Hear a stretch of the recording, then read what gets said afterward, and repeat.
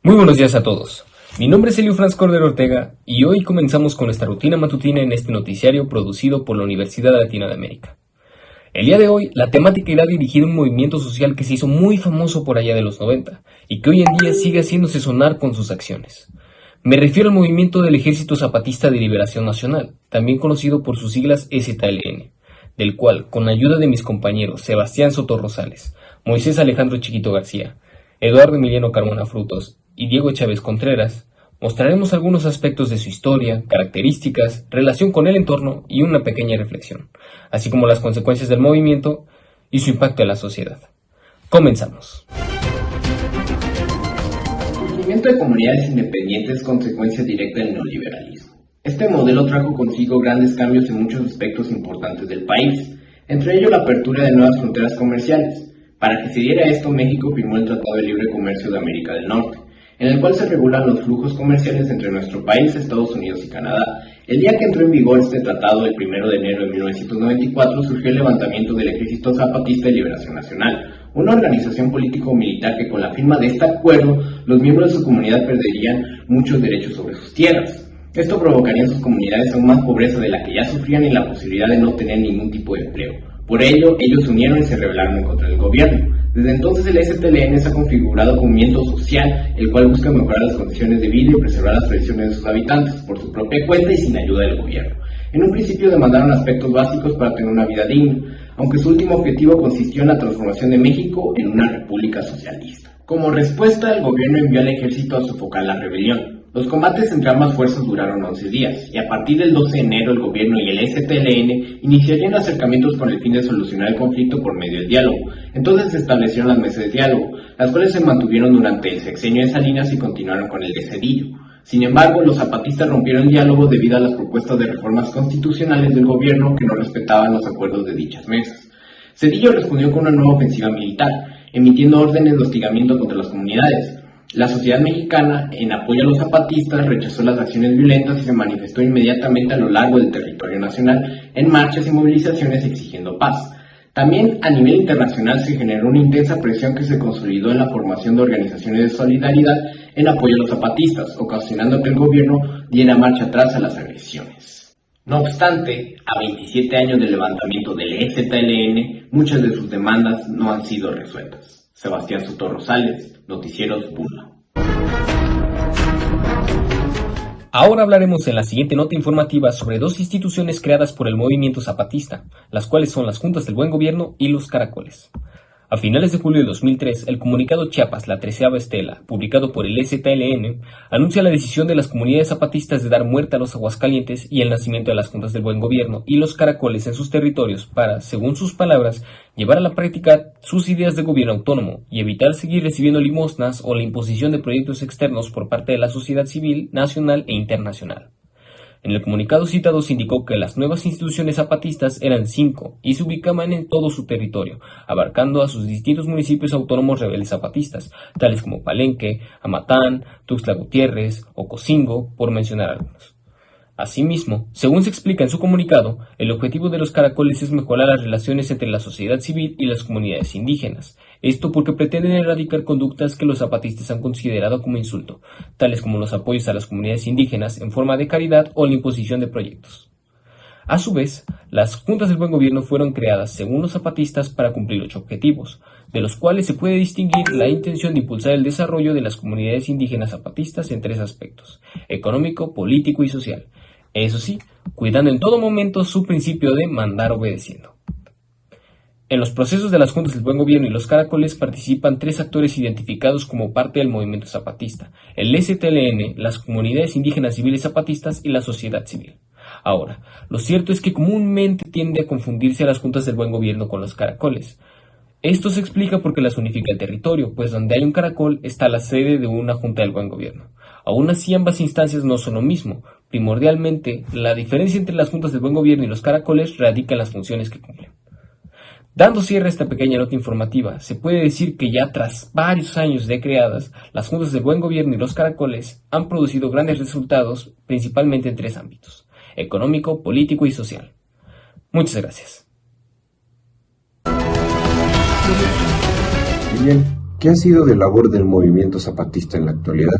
¿Cómo viven ellos ahora? Pues bien, 24 años han pasado desde que se levantó el movimiento zapatista. El zapatismo sirvió para evidenciar que México no era aquel país que quería proyectar el gobierno internacionalmente. En más de 2 décadas, el EZLN sobrevivió a los impedimentos establecidos por el ejército, al ataque de grupos paramilitares y el desinterés de las autoridades. Pero también hicieron aportaciones a la vida política y social del país, según coinciden especialistas. Antes del 1 de enero de 1994, la mayoría de las comunidades indígenas del país vivían en condiciones de marginación e inclusive pobreza extrema. Actualmente se ha mejorado la situación para algunas. El principal avance es que legalmente se reconoce el derecho de los pueblos originarios a elegir sus formas de gobierno. También existe un mayor respeto a su cultura y sistemas propios de justicia. El EZLN hizo que sea más visible el papel de los pueblos indígenas, sus tradiciones, sus formas éticas y políticas de autogobernarse.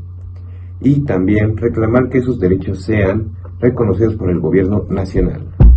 Además, se logró un mayor alcance mediático a nivel nacional e internacional, y esto permitió darle mayor visibilidad al tema indígena a nivel social.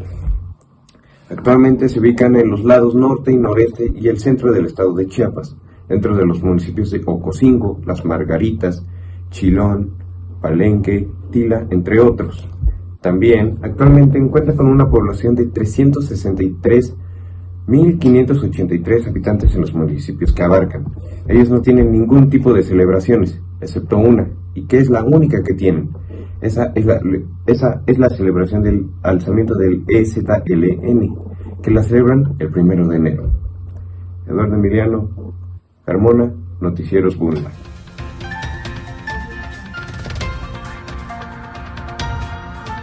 Bienvenidos al panorama informativo. Mi nombre es Diego Chávez Contreras y en la sección de hoy estaremos comentando acerca de un ejemplo de las acciones realizadas por parte de los EZLN.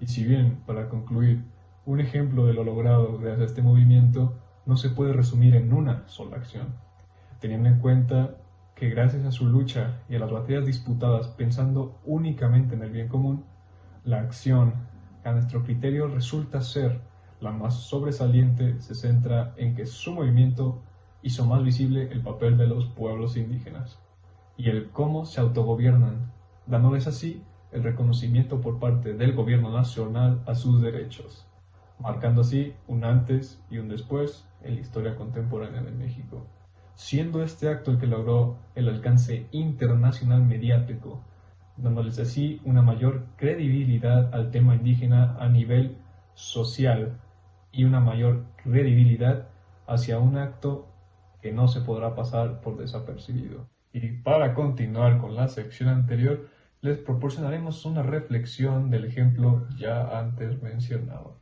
Y para llegar a ella, hace falta primero explicarles que desde que se tiene conocimiento de la aplicación de algún sistema económico en la sociedad que sea, generalmente este se basa en 2 tipos de clases.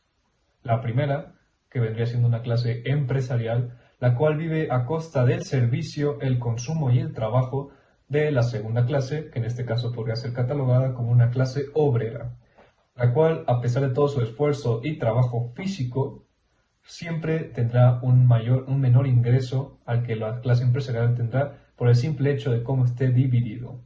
Generalmente se asocia con el capitalismo, pero los sistemas que se han ido estableciendo a lo largo del tiempo tienen la misma función. Una clase que se ve perjudicada y la otra que se ve beneficiada, y está la balanza a su favor.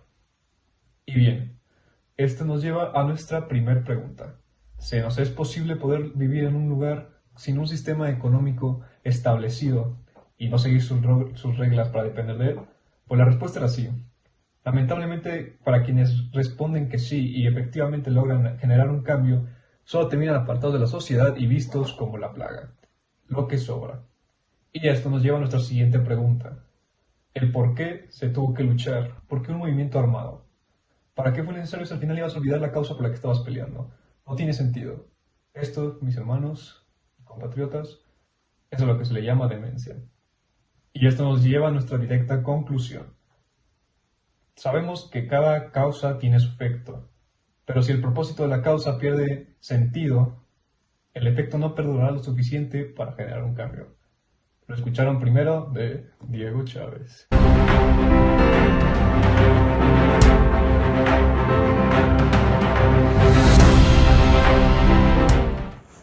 Ahora bien, consecuencias generales.